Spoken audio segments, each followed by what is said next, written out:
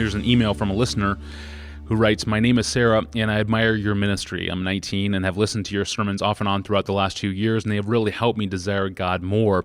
I am learning what it means to delight in Jesus, and I attend a Christian university and have felt called to do something in ministry or evangelism. My question is, how, as a woman, can I work in ministry and evangelism while abiding by biblical rules and instructions for women, i.e., not having authority over a man?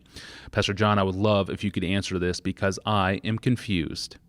Mm-hmm. Amen, amen, amen, that she feels called to ministry and evangelism or whatever. I just want to so affirm that women and men are ministers.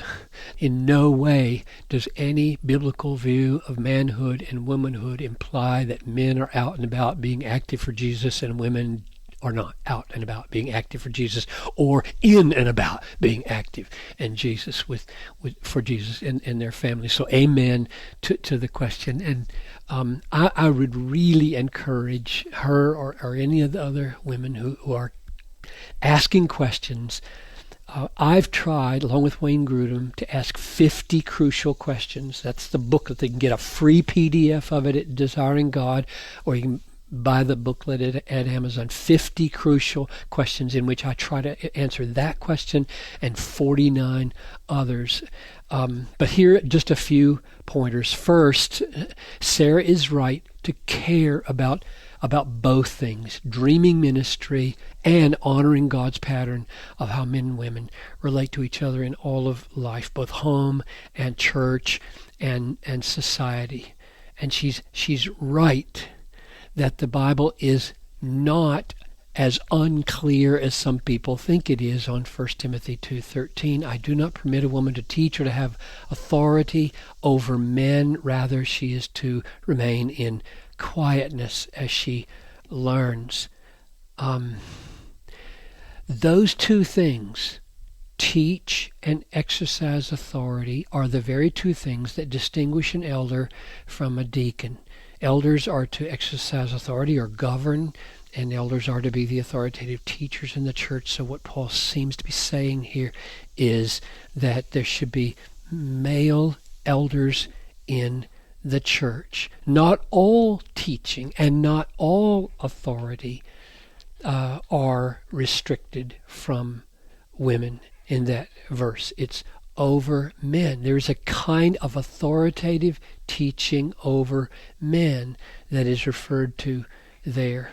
And it compromises the way God has wired men and women when women over time become the authority in a man's spiritual life. I really believe that. I think that's why Paul put that there. It undermines something deep in both the man and the woman. But there are endless possibilities for ministry for women in this world that do not put them under or into that position. I wrote another little booklet called What's the Difference? And at the end of that booklet, I put 80 kinds of ministries just to give women examples of what kinds of things are open to them. Let me close with a story. As I have talked over the years in various places on manhood and womanhood issues, back in the 80s, I would get a lot more vicious, negative flack than I do today.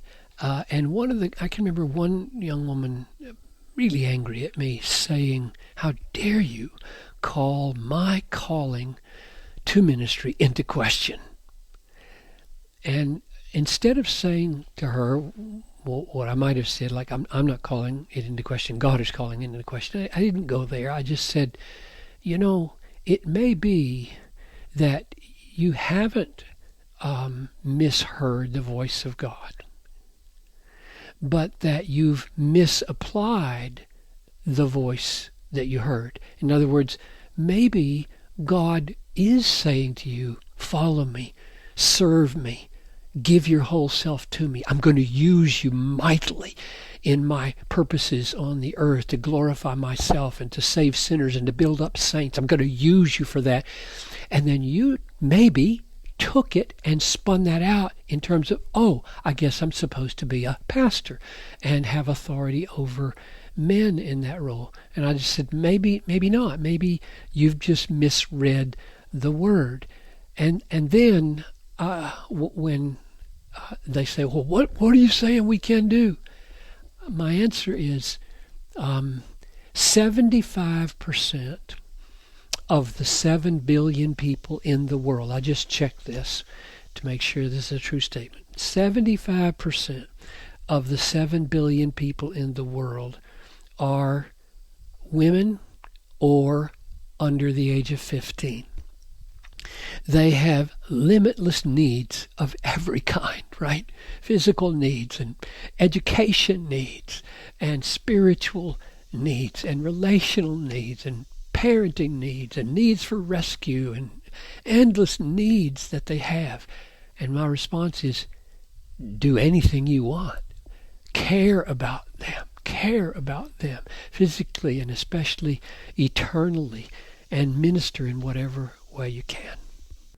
Yes, thank you, Pastor John. And once again, those books were titled 50 Crucial Questions About Manhood and Womanhood and What's the Difference? The list of ministry opportunities for women can also be found in an article Pastor John wrote titled A Challenge to Women. It was published on January 1, 1995. The 2 books in the article can all be found for free at desiringgod.org. I'm your host, Tony Reinke. Thanks for listening.